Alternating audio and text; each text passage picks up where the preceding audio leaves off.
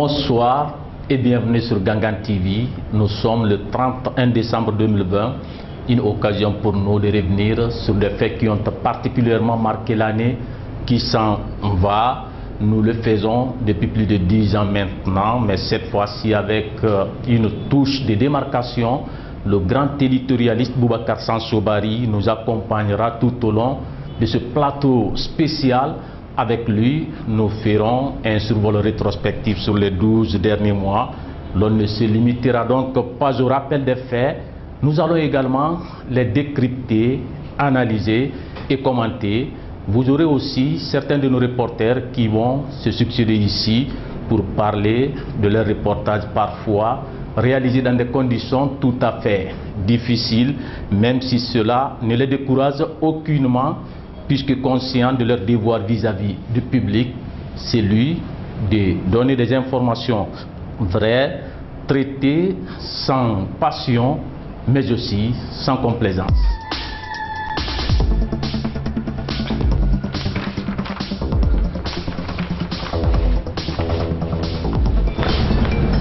Une fois encore, bonsoir et bienvenue. Les infos, nous ne cesserons de le rappeler. C'est votre droit et notre devoir. En Guinée ici, 3 sujets auront essentiellement marqué l'actualité de l'année. La lutte du FNDC contre le 3e mandat d'Alpha Condé, le double scrutin du 22 mars, la présidentielle du 18 octobre, suivi de violences post-électorales, des arrestations d'opposants pro-alternance et bien entendu la crise sanitaire mondiale due au coronavirus.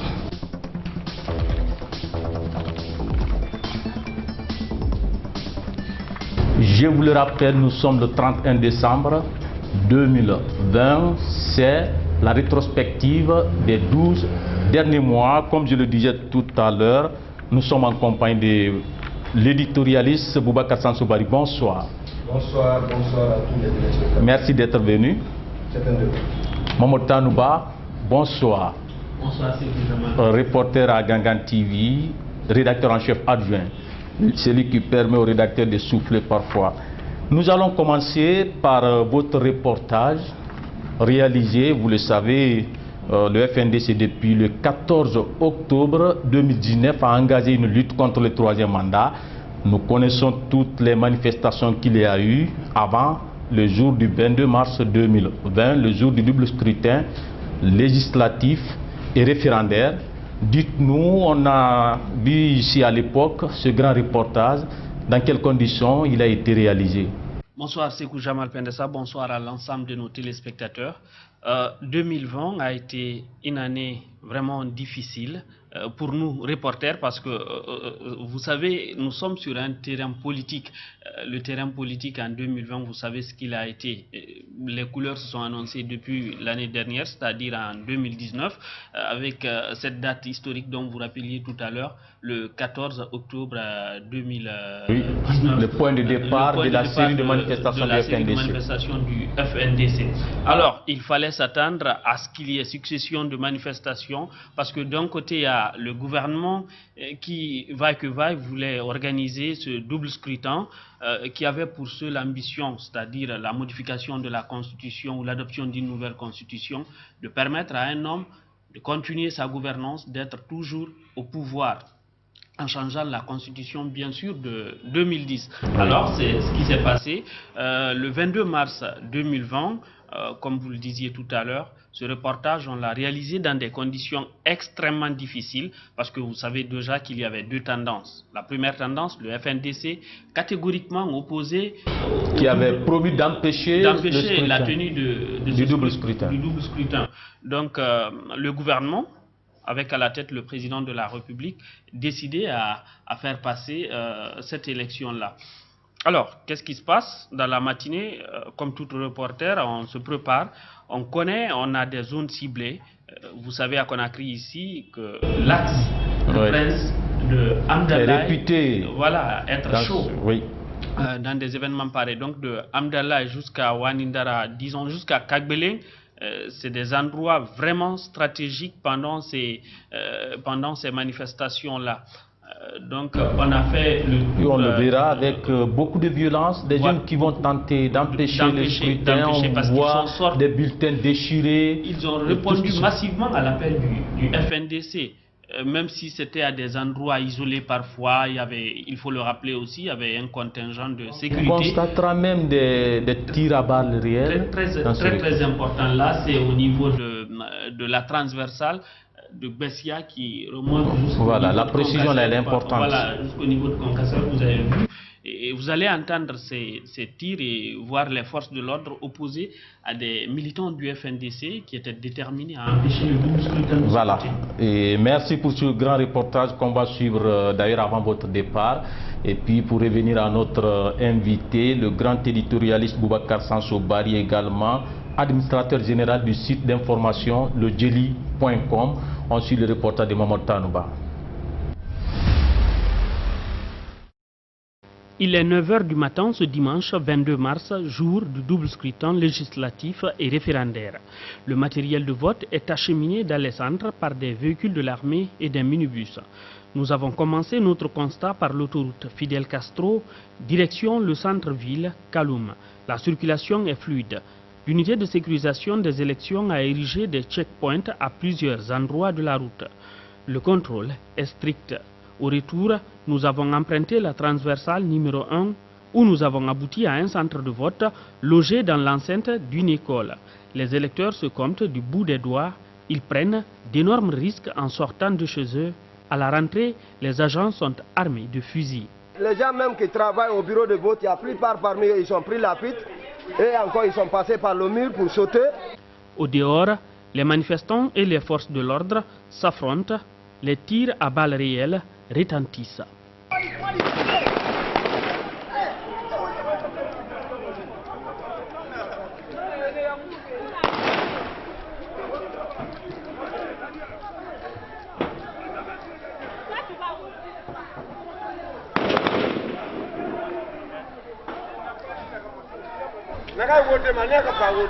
De là-bas, nous nous sommes rendus à Bambeto, au rond-point. Nous avons trouvé 2 présidents de bureau de vote déployés à Koloma à cause de l'insécurité. Ils ont fui. À 7 h du matin, nous étions au chef de quartier pour le dispatching des kits électoraux. À ce moment qu'on a vu des jeunes du quartier venir au niveau du chef de quartier pour dire qu'aucun bureau de vote sera installé ici à Koloma. Donc chacun a pris des poudres d'escampette, chacun s'est cherché, s'est rentré chez eux. Donc actuellement là, 10 h, aucun kit électoral dans le quartier. On n'a même pas installé un bureau de vote parce qu'on a vu soudainement les enfants du quartier sont venus avec ton à l'appui disant qu'il n'y a pas d'élection, il n'y a pas d'élection, il n'y a pas d'élection, il n'y aura pas d'élection ici. À quelques mètres de là, les jeunes font face aux forces de l'ordre. Nous avons continué le constat à Koza, précisément à Bantunka. Urnes, isoloirs, bulletins de vote et enveloppes, tout est par terre. Nous avons compris qu'un groupe de casseurs a rendu visite à ce centre de vote. Les dégâts sont énormes. Ils ont voulu incendier l'école. Il y en a qui ont voulu, mais les gens sont opposés.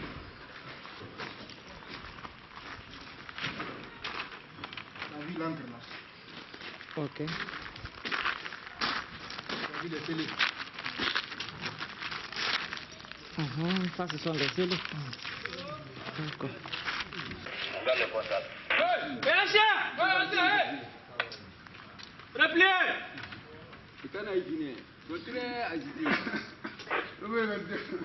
À Anko 5, les bureaux de vote sont installés à côté de la CMIS numéro 3. Les votants sont moins nombreux. À Wanindara, la route est déserte.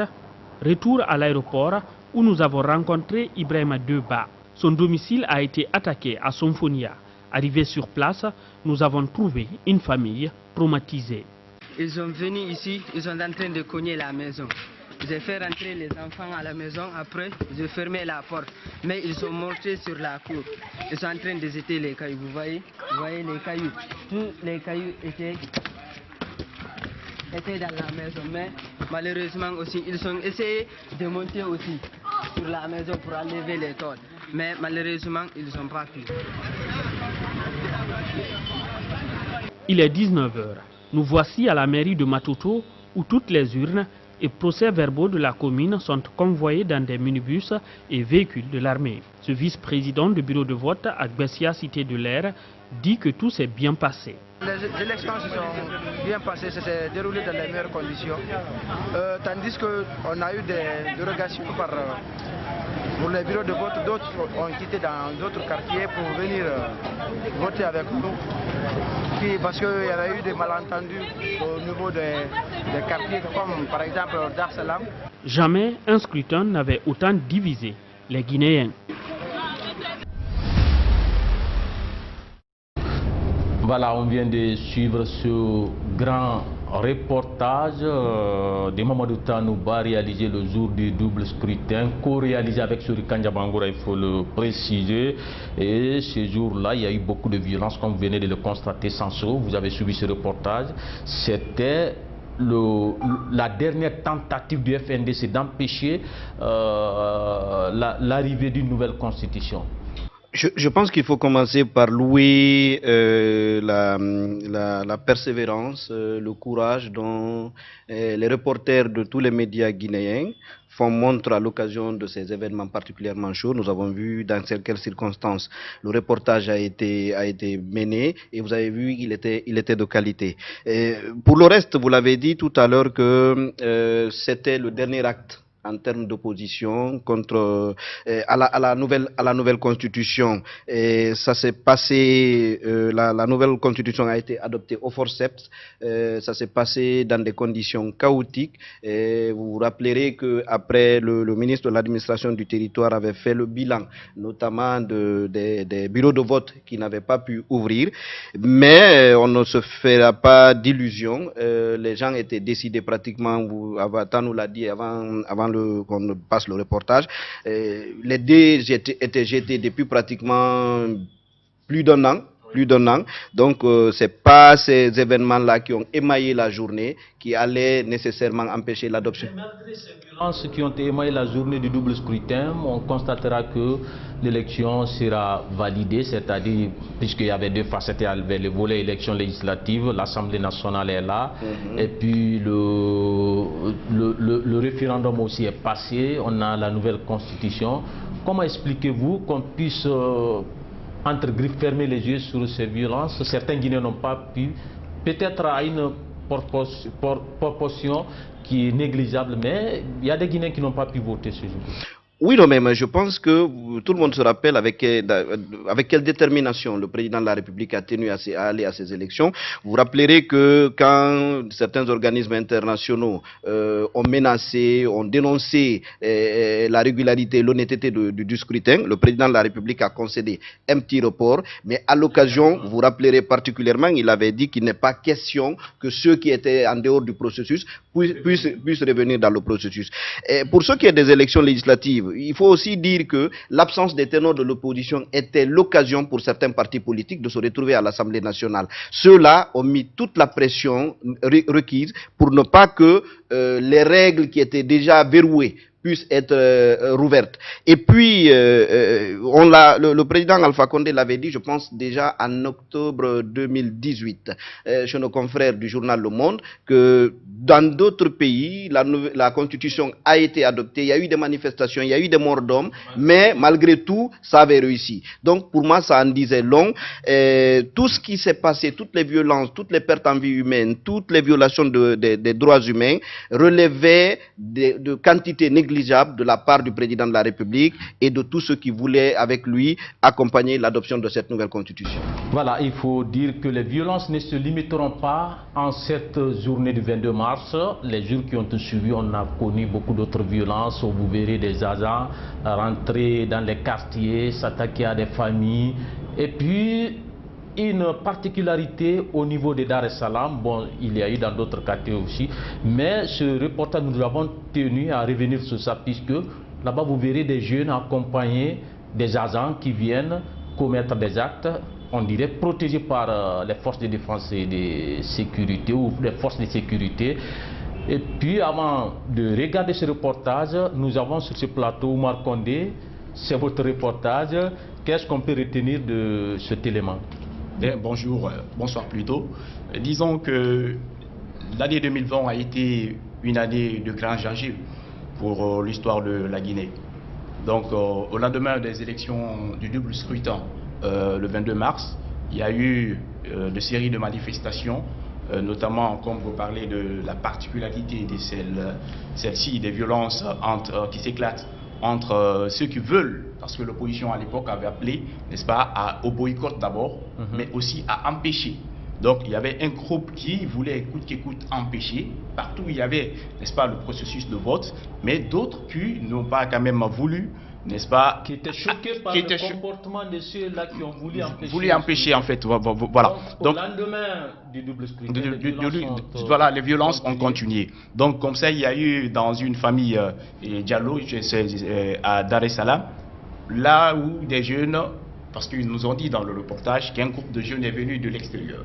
Donc est venu et a commencé à jeter des pierres et à chercher des gens, que derrière ces groupes de jeunes étaient accompagnés, n'est-ce pas, par des forces de l'ordre. Ils ont quand même parlé de la police. Et donc dans les images amateurs que nous avons reçues à travers le voisinage, nous pouvons quand même observer des agents de force de sécurité qui sont en appui à quelques jeunes, qui jettent en même temps des pierres sur d'autres groupes qui se situaient juste en face d'eux. Et il faut dire que c'est la particularité d'ailleurs de cette manifestation, que les forces de l'ordre censées, n'est-ce pas, protéger la seule chose, les populations, qui voilà, des actes vraiment condamnables. Donc c'était entre autres des événements qui ont quand même attiré notre attention. On verra les détails dans ce reportage que vous avez réalisé, un reportage exclusif, Gangan TV. On le regarde. Ce sont des violences post-électorales qui s'invitent dans les domiciles privés des citoyens à Dar es Salaam. Ce lundi, à la mi-journée, deux groupes de jeunes s'affrontent, l'un appuyé par des agents de sécurité, comme vous pouvez l'apercevoir dans cette image amateur fournie par le voisinage. Des concessions et magasins d'alimentation vandalisés, suivis de plusieurs autres dégâts enregistrés chez ce citoyen. Ceux qui sont venus par en haut, il y a certaines poules encore qui sont venus par derrière. Alors c'est entre les deux camps, ils sont cassés ils ont rentré et cassé ma maison, les vitres, les voitures qui se trouvent ici, ils ont voulu même me piller. Les policiers et les gendarmes sont venus installer ici. Donc pendant la journée, ils ont tapé les tôles là et tapé les portes. Mais c'est hier vers 15h comme ça que le loupard est venu derrière les polices et venu casser le magasin ici avec... Des cas de blessés ont été signalés également par Boubacar Barry. S'agissant des raisons de cette attaque, les victimes disent les ignorer. Je n'ai pas discuté avec quelqu'un, je n'ai aucune affaire avec personne. J'ai aucune affaire avec personne. Je ne sais pas, je ne peux pas dire exactement c'est comme ça ou bien ça, mais bon, voilà. Ils sont cassés ici, nous on n'a rien à voir avec les politiques. Amadou Baldé semble avoir une impression douteuse sur le rôle joué par les forces de l'ordre dans cette affaire. Ils étaient derrière les policiers, parce qu'il y a des images qui montrent qu'il y a le pick-up de police, après les loupards sont derrière le pick-up. Donc nous on était dans la cour, donc voilà, c'est les images qui partent quoi. Pour le moment, les dégâts sont inestimables, mais Boubacar Barry, lui, compte porter plainte contre X. Voilà, vous venez de suivre ce reportage dont on parlait tout à l'heure avec Oumar Condé. Boubacar Sanso, vous avez vu, c'est une autre facette des violences qui ont caractérisé le double scrutin, c'est-à-dire des jeunes dans des quartiers qui s'attaquent à des familles, accompagnés des forces de l'ordre. Oui, ce que nous venons de voir n'est qu'une illustration de l'interrogation que beaucoup de citoyens ont par rapport à ce qui avait été appelé réforme des forces de défense et de sécurité depuis pratiquement 2009. Ça, c'est ce que nous voyons là, c'est peut-être cynique, mais dans d'autres circonstances, on a aussi accusé les forces de l'ordre d'autres types d'agissements tout aussi dommageables, tout aussi regrettables. vous avez pratiquement depuis une dizaine d'années, toutes les manifestations, notamment de l'opposition, ont été émaillées de morts d'hommes. Cette année, dans le sillage de la lutte contre la nouvelle constitution, et même on le verra tout à l'heure dans le cadre de l'élection présidentielle, là aussi il y a eu des morts d'hommes dans la majeure partie des cas. Et l'opposition et les organismes internationaux ont pointé du doigt la responsabilité des forces de défense et de sécurité. Bien sûr que du côté des autorités, on s'est toujours défendu, on a toujours dit qu'on n'a aucune preuve qui prouve la responsabilité de ces forces de sécurité. Mais en attendant que la justice ne se prononce dessus, je pense qu'il est plus pertinent de voir plus la responsabilité des forces de défense et de sécurité. D'autant que on peut considérer que si la justice est lente à gérer ces cas de violation des droits humains, c'est certainement parce que les fautifs sont du côté des autorités. Autrement, elle est plutôt très expéditive quand c'est du côté de l'opposition. Voilà les analyses de Boubacar Sansou Bari, grand éditorialiste, administrateur général du site d'information, le Djeli.com, qui parlait tout à l'heure de ce reportage des violences enregistrées dans plusieurs quartiers, notamment à Dar es Salaam. Mais il faut dire que si on a enregistré des victimes lors de ces manifestations côté civil, il n'y a pas qu'à ce niveau, il y a aussi des agents qui ont perdu la vie. Nous avons ce train qui a été immobilisé du côté de Sonfonia, 2 gendarmes, si j'ai bonne mémoire, tués sur place. Dans tous les cas, Sori Kandiabangoura est là, qui a réalisé ce reportage. Il a toutes les informations liées à ce sujet. Je le rappelais tout à l'heure, côté force de défense et de sécurité ou force de l'ordre aussi, il y a eu des victimes. Avant de faire passer votre reportage, parlez-nous-en. Absolument.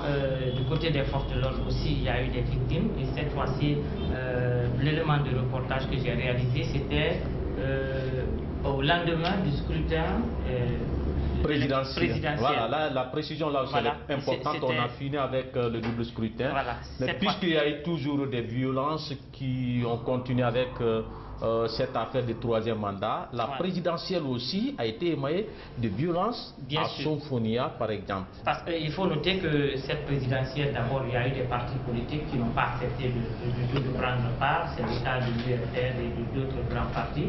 Et même si l'UFDG, à la dernière minute, à la surprise générale, a accepté de partir en compétition.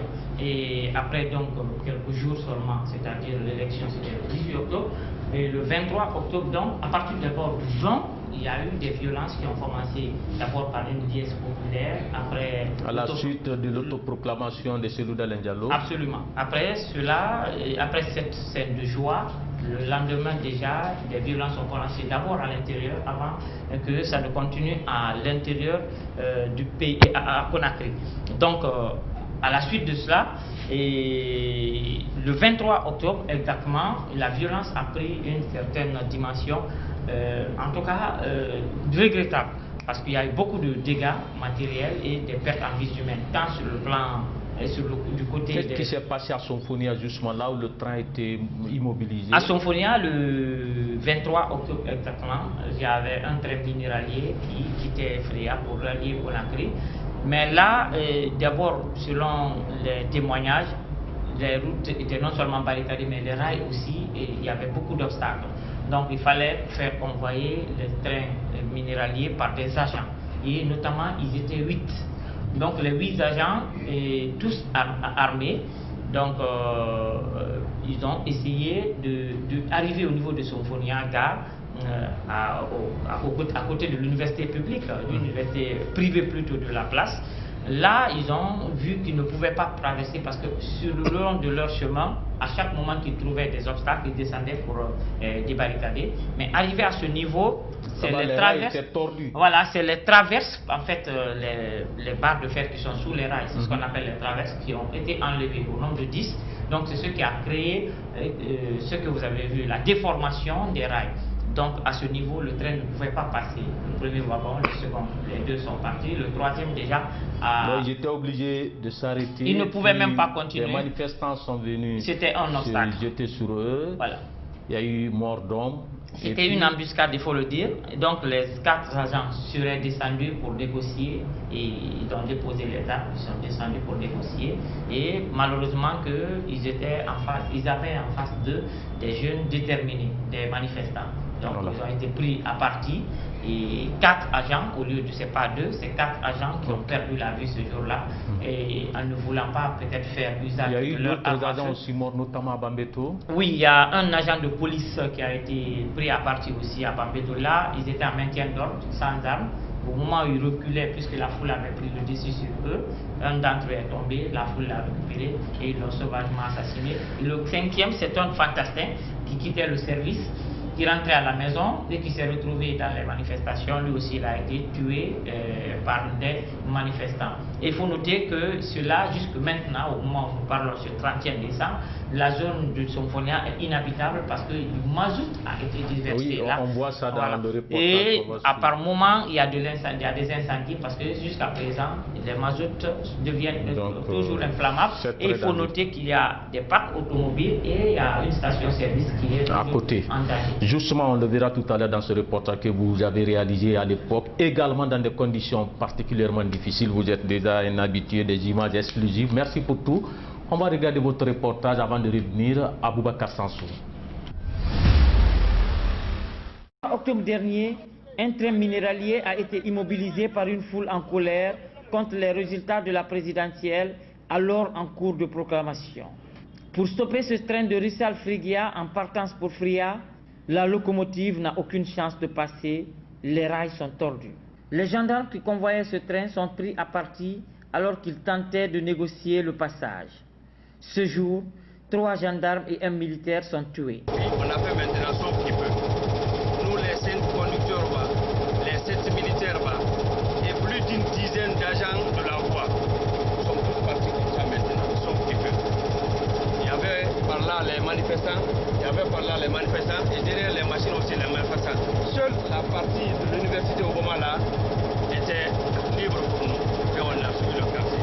C'est là qu'ils ont pris les 4 militaires là et les tués. Il y a nos amis qui ont eu des blessures et ainsi de suite. Du mazout est déversé en grande quantité et drainé jusque dans le quartier. Les maisons sont brûlées. Touré fa filma fa kelfe na nyoge ire menni na kam ma xame bel resu a seti dime na gaso mo gatera sli net trembara be yay la ngili tetan soara kyo ki fontan to militan despa trembara te kuram te bara te mana de rap kur tir ki na ga folo ga dande yam mi yar bil ma de dara mi de mo fanana sono. Dans le quartier Somfonia, les habitants de cette zone sont obligés de quitter car une partie de ce secteur est envahie par ce liquide toxique. Difficile de respirer. Merci, monsieur. Il faut le regretter quand même, c'est ce qu'on appelle ici un dommage à notre environnement. Parce que présentement ici même, respirer, ça vous provoque ici des problèmes respiratoires. Moi qui vous parle comme ça, depuis que ça a commencé ici, j'éprouve de sérieuses difficultés à respirer. Les quelques rares enfants qui sont sur place sont portés par des grands. Cette station d'essence a été sauvée de justesse. Mais dans ce garage, 14 véhicules ont pris feu. Ce PA d'à côté aussi a été incendié. Même les véhicules d'intervention n'ont pas été épargnés. Après 5 jours de troubles, le calme est revenu, mais pas la sécurité. Pour remettre les rails, il faut être sous bonne escorte.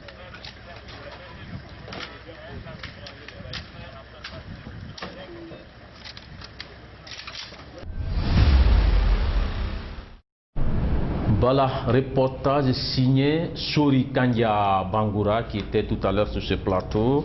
Sansou, vous avez vu, on le disait tout à l'heure, il y a aussi de l'autre côté, c'est-à-dire côté force de l'ordre, on a enregistré des victimes, notamment à Somfonia, là où un train minéralier a été immobilisé.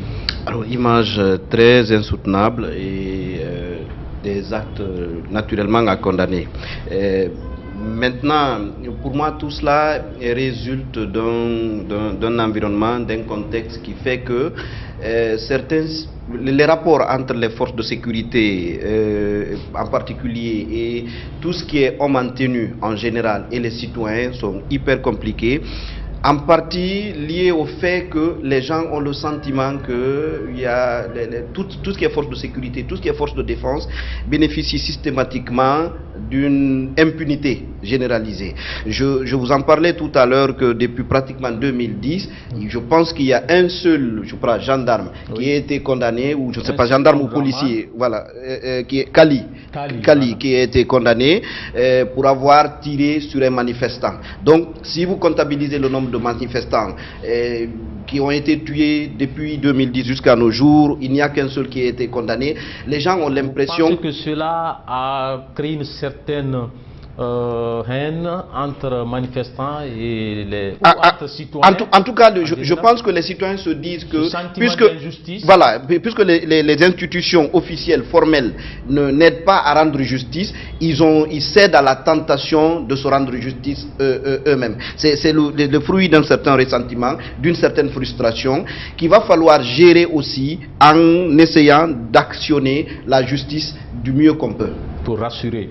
Et puis, puisque ce qu'on a vu à Sonfonia, c'est à la suite de la présidentielle du 18 octobre, on est à ce niveau maintenant. Cette autre question, puisqu'il y en a qui pensent que c'est Loudalin ne devait pas aller à ces élections.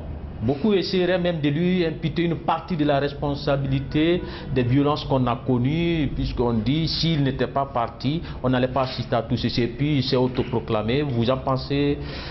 Qu'est-ce que vous en pensez? Alors personnellement, je fais partie de ceux qui avaient suggéré qu'il ne participe pas parce que, on l'a dit, vu la détermination que les autorités ont affichée depuis des années pour que Alpha Condé puisse être maintenu au pouvoir au-delà de la limite constitutionnelle qui lui était prescrite, et vu cette détermination, il était évident que quel que soit le candidat auquel il aurait face au cours de ces élections, il l'emporterait. Tout serait mis. Donc aussi bien des élections perdues d'avance. Et je ne sais pas pourquoi Selou et son parti, parce qu'ils ont dit qu'il a participé à la suite des résultats d'une consultation interne du parti. Moi, je ne sais pas pourquoi il a pris part à ça. Maintenant, son autoproclamation, par contre, je ne sais pas. Il dit avoir réuni un certain nombre de dispositifs techniques qui ont permis de recueillir les résultats qui le confortent, qui justifient qu'il puisse se déclarer vainqueur. On va dire que les élections, on a vu ce qui s'est passé, beaucoup d'institutions à travers le monde, notamment l'Union européenne, les États-Unis, la France, ont dénoncé notamment la phase de remontée et de centralisation des résultats. Mais comme lors du double scrutin, le gouvernement qui avait déjà un objectif bien précis n'a pas voulu écouter toutes ces dénonciations et on a vu comment la Cour constitutionnelle a confirmé les résultats provisoires de la CENI. Voilà, malgré donc toutes les contestations du FNDC, le chef de l'État Alpha Condé réussira d'abord à organiser le double scrutin du 22 mars 2020 qui a donné naissance à la nouvelle constitution et celle-ci a ouvert la voie à la candidature, à la troisième candidature d'Alpha Condé pour briguer la magistrature suprême du pays. Et puis, c'était la présidentielle dont on parlait tout à l'heure. Et finalement, Alpha Condé est devenu ce que beaucoup ont appelé il a son premier mandat de la 4e République, comme on le dit, du côté de la mouvance présidentielle. Il a prêté serment aujourd'hui. Et il a même été officiellement installé dans ses fonctions. Une occasion pour nous de recevoir sur ce plateau celui que j'appelle ABB, Ansou Baïlo Baldé, l'une des voix les plus régulières du journal télévisé de Gangan TV. Ansou Baïlo Baldé, vous avez suivi cette cérémonie de passation qui a connu un engouement, plusieurs chefs d'État africains présents au palais Mohamed V. Bonsoir d'abord Pendessa et bonsoir aux téléspectateurs de Gangan TV. Comme vous venez de le dire, le 15 décembre dernier, Alpha Condé a prêté serment devant la Cour constitutionnelle. Et c'est la 3e fois d'ailleurs, si vous vous souvenez. La première fois c'est en 2010. la deuxième fois en 2015, au compte de son deuxième mandat, sur l'ancienne constitution de 2010. Et le 15 décembre, c'est la troisième fois, il prête serment. Cette fois-ci, sur la nouvelle constitution, en son article 48, Alpha Condé a juré de respecter la Constitution et de faire respecter la Constitution, effectivement. Mais on va voir ce qui va se passer. Comme ses partisans le disent souvent, c'est pas le troisième mandat comme certains le prétendent. Et ils disent que c'est le premier mandat de la 4e République. Mais maintenant, on va voir à la suite de ça, peut-être après les 6 ans, si Alpha Condé va encore se représenter. Alpha Condé, dans son discours, après sa prestation... Vous avez pris le soin de décrypter son discours à votre retour à la rédaction ce jour-là. Quels sont les principaux sujets abordés? Qu'est-ce qu'il a promis aux Guinéens? D'abord, Alpha Condé, d'entrée de jeu, a promis d'être le président de tous les Guinéens. Et il a dit qu'il ne connaissait pas les cadres guinéens et qu'il a eu le temps, certainement, dans ses premières mandatures, de connaître les cadres guinéens. Et il a promis de lutter contre la corruption qui gangrène en tout cas l'économie guinéenne.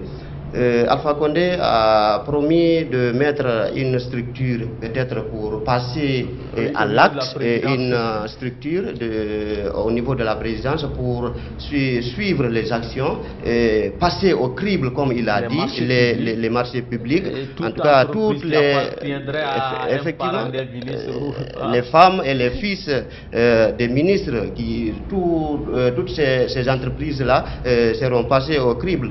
Et il a même rassuré qu'au moment de la déclaration des biens au niveau de la Cour des comptes, les ministres, y compris leurs femmes et leurs enfants, tous procéderont à la présentation de leurs biens avant en tout cas de prendre toute fonction. Voilà, merci beaucoup Ansou Bailo Baldé pour tous ces reportages que vous réalisez au cours de l'année, notamment celui de la prestation de serment d'Alpha Condé comme premier président ou président du premier mandat de la 4e République. On va suivre ce décryptage et puis on revient à notre éditorialiste Boubacar Sansobari. Suivez. Après sa prestation de serment devant la Cour constitutionnelle, Alpha Condé a promis d'être le président de tous les Guinéens sans exception aucune. Dans son discours, le chef de l'État s'est appesanti sur son slogan « Gouverner autrement » dans cette nouvelle mandature. Il dit connaître désormais les cadres guinéens. Je ne connaissais pas bien les cadres guinéens, mais j'ai eu le temps de les connaître. Comme après la création de la Cour des comptes, cette fois-ci encore, le chef de l'État promet de lutter contre la corruption et pour ce faire, il pense déjà à une stratégie à mettre en place à la présidence de la République. Désormais, gouverner autrement, c'est servir le peuple. C'est pourquoi, dans la déclaration des biens, nous exigerons que non seulement les ministres déclarent leurs biens, mais c'est de leurs femmes et de leurs enfants. Aussi, nous allons installer à la présidence une structure. Toutes les sociétés seront passées au crible. Et il ne s'arrêtera pas là. Plus loin, Alpha Condé rassure de retirer tout marché public aux ministres, directeurs et autres fonctionnaires de l'État. Toute société qui appartient à la femme d'un ministre ou à son fils, toute société qui appartient à un directeur général d'une régie sera exclu définitivement des contrats publics. Il signe et persiste sur le slogan « Gouverner autrement ». Dans ses promesses, le chef de l'État mise sur la couche féminine, mais aussi la jeunesse. Gouverner autrement, c'est penser à nos femmes si braves. C'est pourquoi nous avons mis dans la Constitution la parité. Gouverner autrement, se donner la chance à notre jeunesse d'être en plein dans la 4e révolution industrielle. Dans le respect de la loi, le chef de l'État croit au dialogue et à la concertation nationale entre les Guinéens. Voilà, on vient de suivre la cérémonie de prestation de serment du chef de l'État Alpha Condé, une cérémonie qui a connu la présence de plusieurs chefs d'État africains. Vous avez écouté son discours ou quelques extraits de son discours, Boubacar Sanso, Alpha Condé, qui promet de gouverner autrement, qui promet de lutter contre la corruption.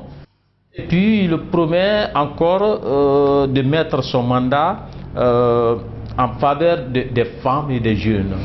Alors, si on avait connu en 2010 le Guinée is back, en 2020, ça va être gouverné autrement.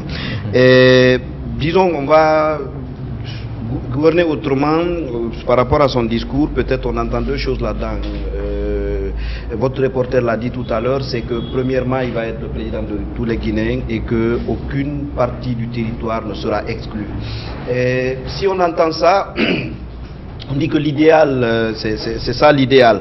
Mais en attendant, je pense qu'en termes d'approche, ça pose un problème parce que j'ai l'impression que le président veut unir les Guinéens, mais il ne veut pas il ne veut pas dialoguer, il ne veut pas discuter, échanger avec certaines personnalités auxquelles certains Guinéens se reconnaissent.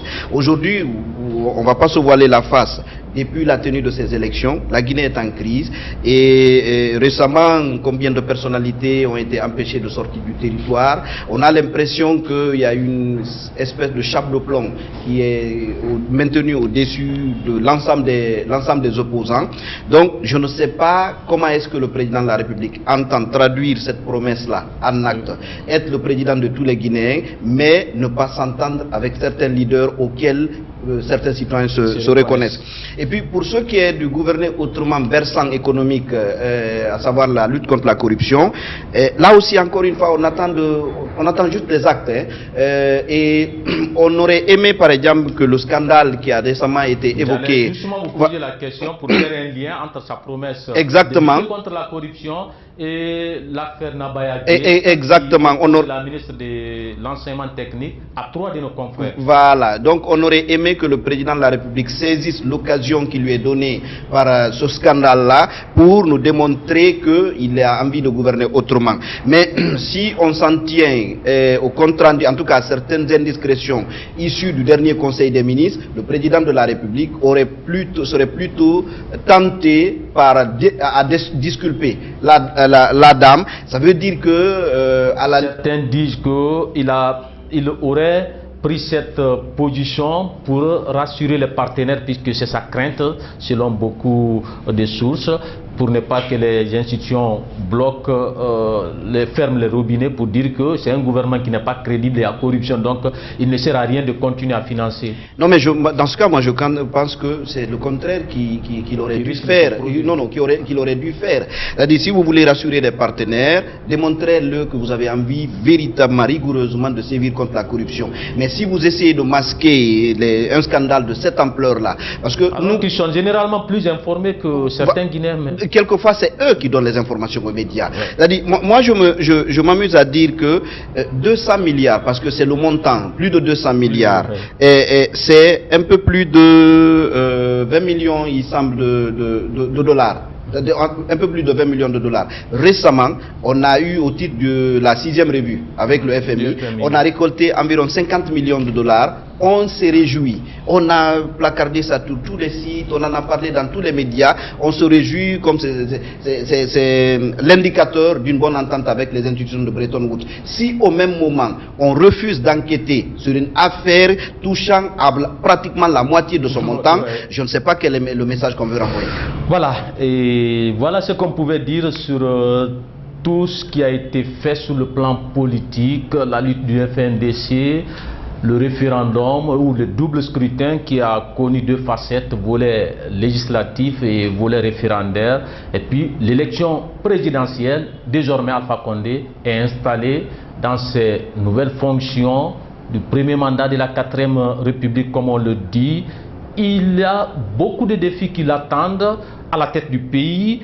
on ne peut pas avoir suffisamment de temps pour parler de tout ceci, mais nous avons pris un volet qui a également frappé l'attention du grand public, c'est la dégradation du réseau routier guinéen, des mauvaises routes un peu partout. Nous avons même au cours de l'année réalisé une série de reportages, rien qu'à Conakry, plus de 10 reportages sur des routes pratiquement là où il est pratiquement impossible de rouler avec assurance.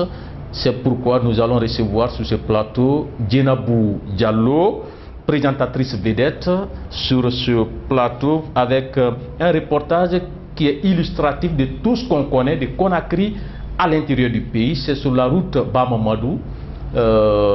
Ici, c'est dans la commune de Matoto ou Ratouma. Ratouma, voilà. Bonsoir tout d'abord. C'est cette secondaire qui relie la transversale à l'aéroport Bambeto et puis au camp Carrefour Koza. Hein? Justement, vous savez que près de 2 ans maintenant, en plus de la capitale, plusieurs villes de l'intérieur du pays sont en reconstruction, construction ou réhabilitation.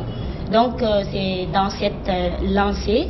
Vous l'avez dit tout à l'heure que la rédaction du groupe a décidé de faire une série de reportages qui a touché notamment les 5 communes de la capitale. Oui. Donc, et moi, j'ai réalisé un reportage sur la route Bamamadou, Camp Carrefour. Cette route, c'est une route beaucoup pratiquée. Donc, elle relie non seulement Bambeto, Koza et l'aéroport. Si elle est bonne, donc, elle permet de diminuer les embouteillages. Justement, il y a cet aspect embouteillage, surtout parce que c'est la transversale de l'aéroport Bambeto. Donc, ils viennent, ils coupent vers le château, ils ressortent vers Camp Carrefour Koza. Pour continuer vers Somphonia. Justement, jusqu'à Somphonia Kagbele. Ouais. Et l'autre aspect aussi qui fait que cette route est beaucoup plus convoitée, c'est quand il y a les manifestations de rue. Oui, beaucoup contournent carrément le rond-point de Bambeto ou de Koza. Certaines empruntent l'aéroport jusqu'à la tannerie et remontent dans les quartiers pour ressortir dans leur foyer. C'est une route stratégique, on n'a pas tort de choisir. Ah oui, je pense qu'on avait eu du mal à faire un choix parce que pratiquement toutes les routes, surtout les transversales et bretelles, sont dans un état piteux. Donc totalement dégradé, défoncé, il faut le dire. Donc j'ai eu à réaliser ce reportage en JRI d'ailleurs. En JRI, oui justement, c'était au mois de... Vous avez la caméra, vous faites tout seul? Oui, je l'ai fait toute seule. Oui. J'avais la caméra, j'avais mon micro et j'avais mon téléphone sous la pluie parce que c'était au mois de juillet-août, je me rappelle bien. Donc j'ai réalisé ce reportage seul. J'ai eu à rencontrer les chauffeurs de taxi, de minibus, les motards également. Oui, justement, un jeune qui faisait le travail de l'État à sa place parce que qui essayait. Donc, tous ces ingrédients dans ce reportage, tout à fait. On l'a choisi. Oui. Sinon, il y a beaucoup d'autres routes qui sont d'ailleurs plus dégradées que celle-là. Oui, si nous prenons l'exemple, par exemple, de cette transversale aussi, Dar es Salaam, Bambeto. C'est une route impraticable, qui a été bitumée depuis le temps de Dadis et depuis ça qui n'a pas été reconstruite ou réhabilitée. Diallo pour ce reportage inédit qu'on va suivre ensemble avant de revenir à notre invité pour parler des défis qui attendent le chef de l'État réélu à la tête du pays pour la 3e fois. La transversale Château-Rail-Camp Carrefour fait partie des voiries de nos jours les plus dégradées de la capitale. De loin, on aperçoit des véhicules qui se suivent. Impossible de passer sans tomber dans ces trous profonds. Difficilement, ils y arrivent, ce qui crée d'énormes pannes selon ces usagers.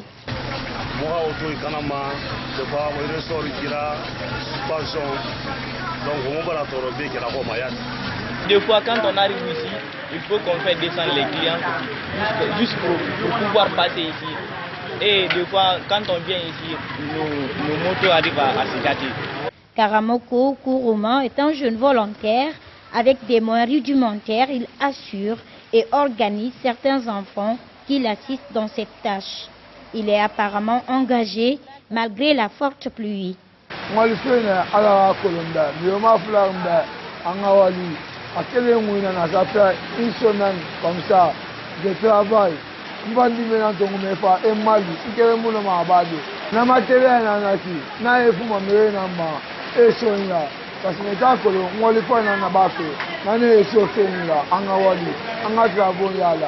Cette route appelée Bamamadou aboutit à la transversale de l'aéroport et la route Le Prince. Le chef secteur adjoint de cette localité passe son cri d'alarme. C'est l'eau qui quitte le quartier, là, c'est l'eau qui vient directement sur la route, descendre devant le caniveau. Vous connaissez l'ennemi de la route, là, c'est de l'eau. On a insisté même ici, là, on n'a qu'à faire le caniveau là, le côté là. Donc le côté là, ils n'ont pas pu. L'autorité vraiment n'a qu'à regarder ici. Cet endroit est à l'image de plusieurs routes qui se trouvent dans un état piteux. À rappeler qu'aucun autre travail de réhabilitation n'a été fait depuis sa construction il y a à peu près 8 ans. Boubacar Sanso, en termes de défis qui attendent Alpha Condé, on n'aura pas le temps puisque nous sommes très exigeants au niveau du journal de Gangan en termes de timing. Mais nous avons choisi le réseau routier avec ce reportage illustratif. Oui, et je voudrais juste, à mon avis, dire que si Cellou Dalein Diallo a aussi été encouragé à aller affronter Alpha Condé, c'est en raison de la perception qu'il avait de son bilan. Et cette perception lui était en particulier dictée par l'état du réseau routier à la veille des élections présidentielles. Oui. Vous connaissez dans quel état était la route, notamment Conakry-Kindia à l'époque, et au point que le président de la République a battu campagne via l'hélicoptère en se rendant pratiquement dans toutes les villes. D'abord par visioconférence, ensuite par hélicoptère. Donc, vous l'avez dit, c'est un gros défi, d'autant que le secteur routier et le secteur énergétique sont les secteurs qui ont le plus englouti des ressources durant ces deux précédents mandats. Alors, pour ce qui est des routes en particulier, le défi, il est moins dans l'investissement que dans la gestion rigoureuse des ressources, dans le choix... j'allais dire la passation des marchés. Exactement, dans la passation des marchés, dans un choix des entrepreneurs déconnectés de certains intérêts, déconnectés. On a connu beaucoup d'exemples ces dernières années, notamment en Haute-Guinée, beaucoup... Ebomaf, par exemple, vous vous rappelez du cas Ebomaf. Donc, qui ont été faites et puis quelques mois après, on assiste... En tout cas, s'il y a... Dans ce secteur routier, il doit y avoir du gouverner autrement. Ça doit être plus dans ce que vous avez dit, la passation des marchés, la gestion rigoureuse des ressources et le contrôle, mais aussi une exigence des résultats de la part notamment des chefs de département en charge des travaux publics.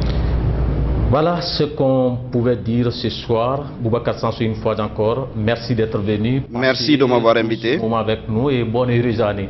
À vous pareillement et bonne heureuse année à nos téléspectateurs. À vous également, bonne heureuse année. Merci de nous être fidèles. Durant ces 12 derniers mois, nous comptons également vous servir au compte de l'année qui commence. C'était là votre journal de langue réalisé autrement, comme on l'a dit, vous avez constaté avec ce nouveau format. On se retrouve très prochainement.